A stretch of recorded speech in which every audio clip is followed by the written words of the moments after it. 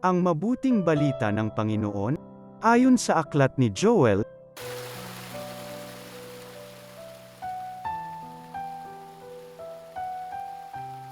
sinasabi ngayon ng Panginoon, mataimtim kayong magsisi at manumbalik sa akin, kayo'y mag-ayuno, manangis at magdalamhati.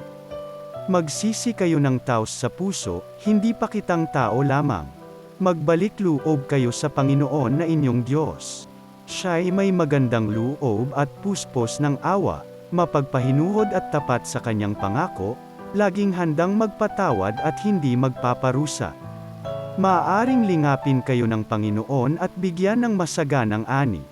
Kung magkagayon, mahahandugan natin siya ng haing butil at alak. Ang trompeta ay hipan ninyo. Sa ibabaw ng bundok ng Sayon, iutos ninyo na mag-ayuno ang lahat, tawagin ninyo ang mga tao para sa isang banal na pagtitipon. Tipunin ninyo ang lahat, matatanda't bata, pati mga sanggol at maging ang mga bagong kasal. Mga saserdote, kayo'y tumayo sa pagitan ng pasukan at ng dambana, manangis kayo't manalangin ng ganito. Mahabag ka sa iyong bayan, O Panginoon. Huwag mong tulutang kami hamakit pagtawanan ng ibang mga bansa at tanungin, nasaan ang inyong Diyos? Pagkaraan, ipinamalas ng Panginoon na siya'y nagmamalasakit sa kanyang bayan. Ang mabuting balita ng Panginoon.